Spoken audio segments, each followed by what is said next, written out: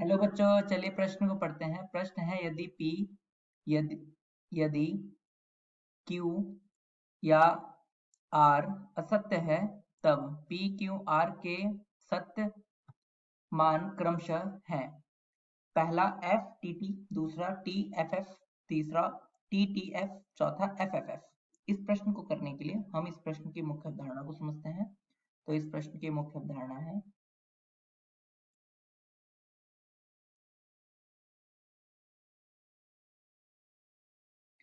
इस प्रश्न में हम क्या करते हैं कि P इम्प्लाइज Q जो होता है वह ये असत्य होगा।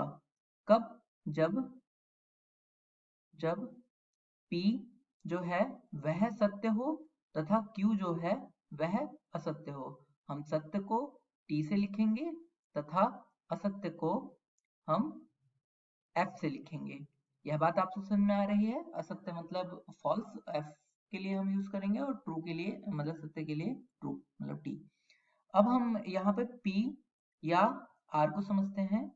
P या R जो होता है यह सत्य होगा जब P या R P या R में से कोई एक भी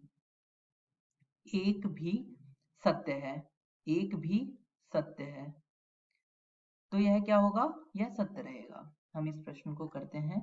तो इस प्रश्न में यहाँ पर हम इसकी सत्यता सारणी बना लेते हैं। तो इसके लिए P Q तथा R यहाँ पे तीन वो हैं, तो ये इसके संभव मान हो सकते हैं T T T T F F F F, चार बार T चार बार F, T T F F T T F F तथा T F T F T F T F। इसके ये संभावित अलग अलग मान हो सकते हैं।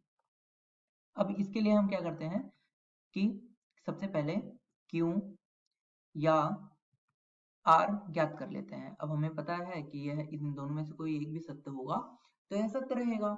तो इसको हम दोनों ही एक साथ असत्य हों सिर्फ तभी असत्य रहता है। तो यहाँ पे यह पहला वाला क्या हो जाएगा? सत्य हो जाएगा। दूसरा वाला क्या होगा? सत्य हो जाएगा। तीसरा वाला क्या हो जाएगा? सत्य हो जाएगा। यह असत्य, यह सत्य, सत्य, सत्य और असत्य, सिर्फ असत्य के दो केस आए। अब हम क्या करते हैं?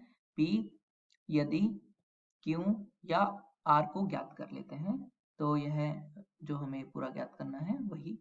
तो अब हम P से इस पे करते हैं। तो हमें पता है जब P और सत्य हो और यह असत्य हो तभी असत्य आएगा, अन्यथा हर केस में क्या आएगा? सत्य आएगा। तो पहले वाले केस में भी सत्य रह जाएगा, दूसरे में सत्य, तीसरे में सत्य, चौथे में असत्य हो जाएगा और बाकी सब में ये क्या हो जाएगा? सत्य हो जाएगा। सत्य सत्य सत्य।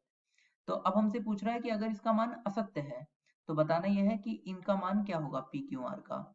तो P क्या आया यहाँ पर? P जो है वह बराबर हो जाएगा हमारा सत्य के, Q जो है वह बराबर हो जाएगा असत्य के तथा R जो है बराबर हो जाएगा असत्य के। तो इनके जो मान होंगे क्रमशः सत्य असत्य असत्य मतलब TFF।